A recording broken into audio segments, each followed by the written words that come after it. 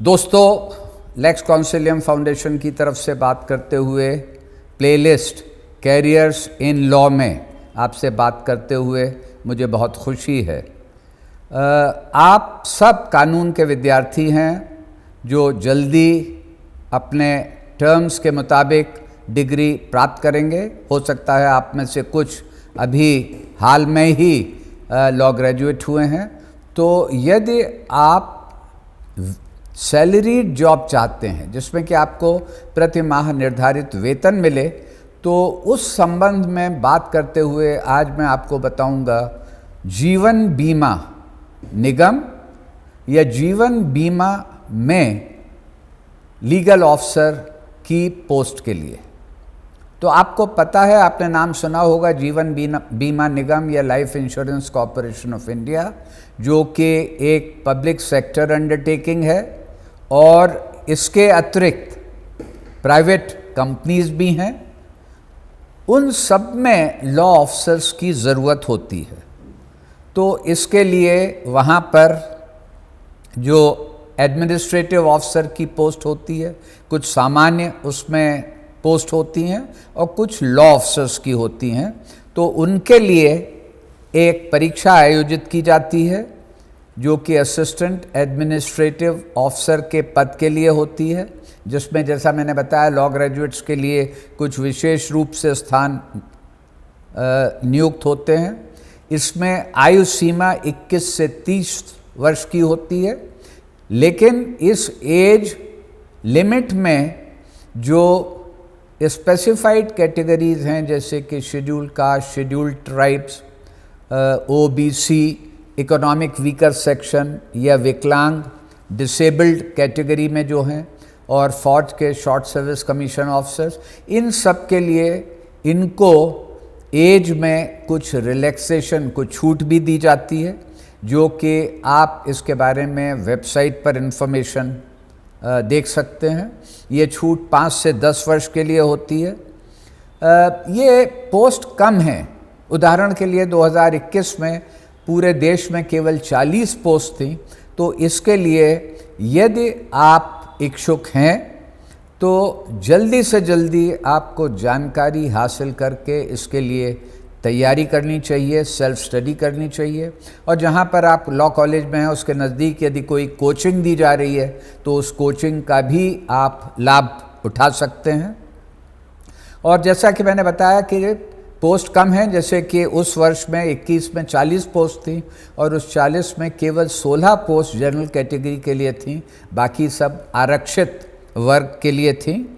इसमें assistant administrative officer की जो पोस्ट हैं, जो लोग लॉ स्ट्रीम से संबंधित हैं, तो वो डिविजनल ऑफिस या उसके ऊपर के कार्यालयों में नियत किए जाएंगे काम करने के लिए। ये परीक्षा 4 स्टेज पर होती है, जिसमें सबसे पहले एक प्रीलिम्स एग्ज़ाम होता है, उसके बाद मेंस, तीसरे स्टेज पर एक साक्षात्कार या इंटरव्यू होता है और चौथे स्तर पर मेडिकल परीक्षा भी होती है। और उसमें जो फिट प्रत्याशी पाए जाते हैं, केवल उन्हीं कैंडिडेट्स को बुलाया जाता है। और परीक्षा में किस प्रकार के सवाल पूछे जाते हैं वो हैं जैसे कि क्वांटिटेटिव एप्टीट्यूड, रीजनिंग एबिलिटी, अंग्रेज़ी भाषा का ज्ञान, इस प्रकार के विषय होते हैं। मैंने ये जानकारी एक स्लाइड पर दर्शित की है जो कि इस वीडियो के अंत में आप देख सकते हैं। मेन परीक्षा जो है वो नंबर 2 स्टेज पर है। जो प्रीलिम्स में प्रत्याशी उत्तीर्ण हुए वो मेंस में अपीयर होते हैं और उसमें reasoning ability, professional knowledge, general awareness व करंट अफेयर्स, इस प्रकार इन विषयों पर निर्धारित सवाल पूछे जाते हैं। और इसके अलावा जो कानून के ग्रेजुएट्स हैं, लॉ ग्रेजुएट्स हैं, उनके लिए इंश्योरेंस और लीगल ड्राफ्टिंग पर भी सवाल होते हैं। इस परीक्षा में सम्मिलित होने के लिए शुल्क या फीस 700 रुपये है। उसके अतिरिक्त कुछ ट्रांजैक्शन चार्जेस देने पड़ते हैं और जो आरक्षित वर्ग के प्रत्याशी हैं उनको 700 के स्थान पर केवल 85 रुपये और ट्रांजैक्शन चार्जेस देने पड़ते हैं। आप इंटरनेट से ऑनलाइन ये पता कर सकते हैं कि अगले वर्ष इसमें कितनी वैकेंसीज़ अवेलेबल हैं और उसका एग्ज़ाम कब होगा।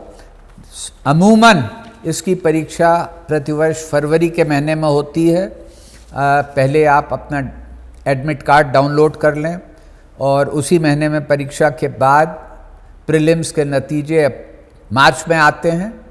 फिर मेन परीक्षा के लिए एडमिट कार्ड दिए जाते हैं और वो मेन परीक्षा भी मार्च में हो जाती है और मई तक पूरा रिज़ल्ट डिक्लेयर या घोषित कर दिया जाता है। इसके लिए मार्केट में पुराने वर्षों के क्वेश्चन पेपर, प्रश्न पत्र भी उपलब्ध हैं।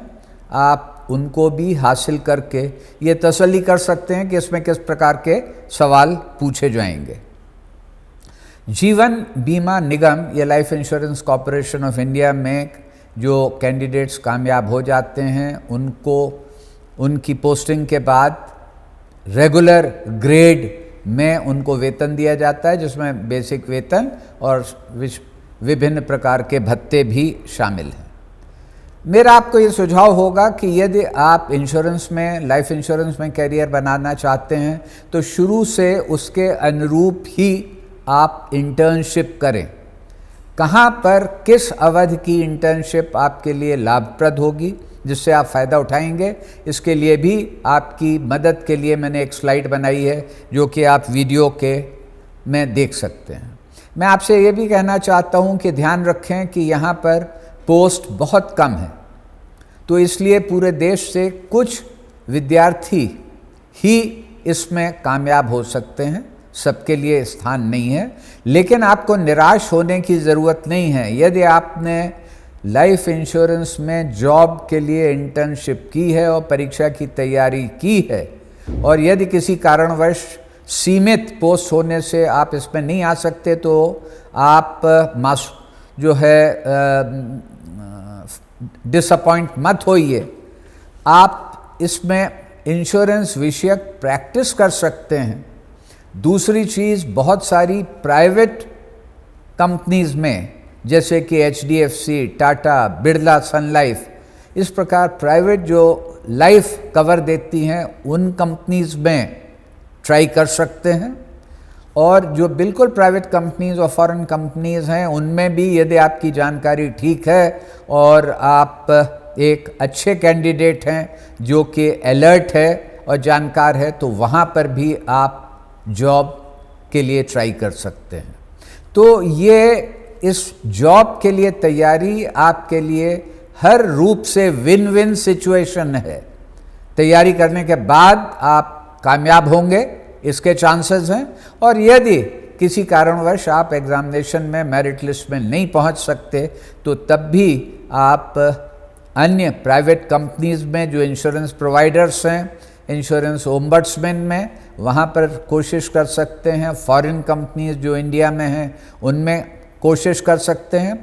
इसके अतिरिक्त इंश्योरेंस विषयक मामलों के लिए बहुत सारे लॉ फर्म में भी वर्टिकल्स बनाए हुए हैं, तो आप लॉ फर्म में भी इंटरव्यू दे करके नौकरी ले सकते हैं और अंत में आपके पास प्रैक्टिस के लिए भी बहुत अफेक्टिव ऑप्शन अवेलेबल है।